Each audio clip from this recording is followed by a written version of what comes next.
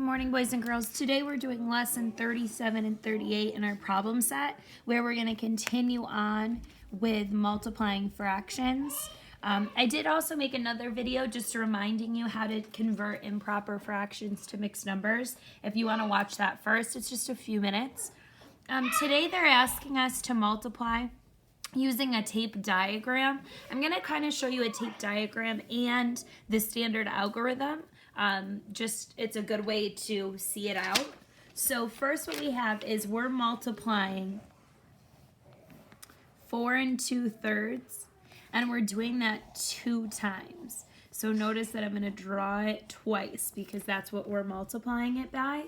Really what that means is we're multiplying 4 and 4, and we're multiplying it by 2/3 and 2/3. Another way you can write this, so this is the standard algorithm form, is we're doing 2 times 4, and we're adding that to 2 times 2/3. That's really what we're doing. So this is the tape diagram, and this is the area or the standard model, the standard algorithm. Oh my goodness.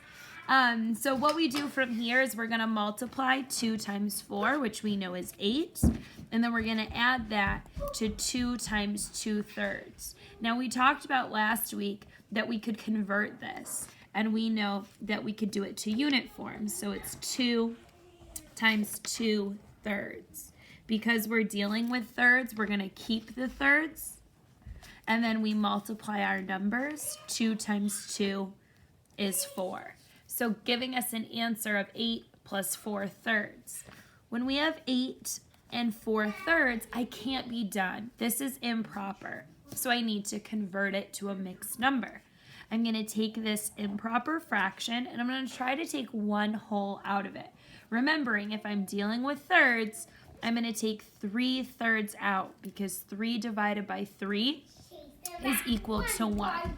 When I subtract 4 minus 3, because that's what I just took out, I'm left with 1, meaning I have 1/3 left over. I need to then add these together, 1 whole and 1/3. Now don't forget, way back up here we had this beautiful looking 8 that was still our whole number. We converted this so we can cross this one out, but we need to remember to add this guy. So 8 plus 1 is 9, and we still have that 1/3. So when we multiply 2 times 4 and 2/3, we get an answer of 9 and 1/3. It's a big step. We have a lot of steps to do, but they're not very hard. Let's try another one together. Okay, guys, our next one is 3 times 2 and 5/8, which means if we were going to show it using a tape diagram, we would show 2 and 5/8, but we would show it 3 times. That also means we would do times 2, times 2, times 2, times 5/8, 5/8, and 5/8. Okay? So if we did the multiplication sentence, like it says up here, that's using the standard algorithm, we would do 3 times 2, which are our whole numbers, and we're going to add that to 3 times 5/8. Remember, this is what we did the other day. So we're going to just first start with multiplying our whole numbers, which equals 6, and we're going to add it to 3 and 5/8. Let's figure out 3 and 5/8. 3 and 5/8. I need to first take my 8ths,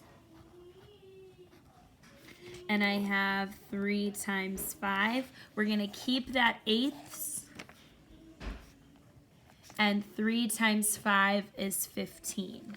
So really, one way we could write our answer is 6 and 15/8. However, Mrs. Andrews would mark this wrong because this is an improper mixed number. So now we need to go ahead and focus on converting the 15/8 into a proper mixed number. So let's first start with how can we take 1 whole away.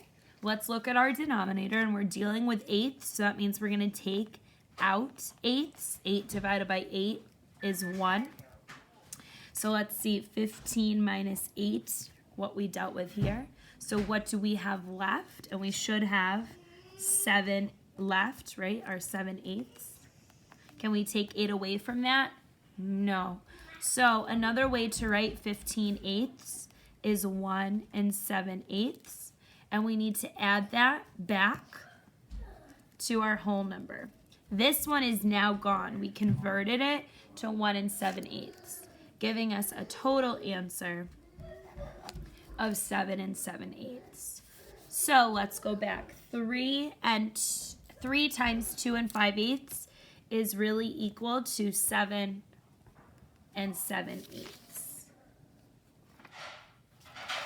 What I want you to do now, guys, is I want you to try this one on your own. 3 times 7 3/4, and check back with me. I'm going to do the whole problem so you can check the answer, but I want you to try it all by yourself. So pause your video and try it. Good luck. Okay, boys and girls, I'm going to put this up for a second so you can compare. Okay, Bob.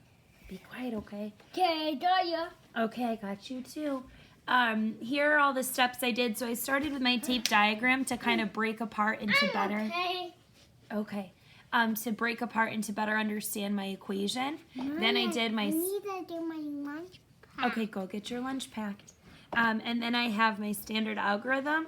I had to convert my improper and add it back to my whole number. So I should have a product of 23 1/4 when I'm all finished. What I want you to do is I'm going to have on the homework side, you don't have to do the homework side today. I'll post it on, sorry, it's this one. I'll post it on Schoology if you want it for extra practice. But what I'm going to have you do is I want you to try these two, B and D, by yourself, and then check on Schoology for your exit tickets. Okay? Don't forget to check out that improper fraction video if you're someone that's struggling to convert from an improper to a mixed number. Have a great day, guys.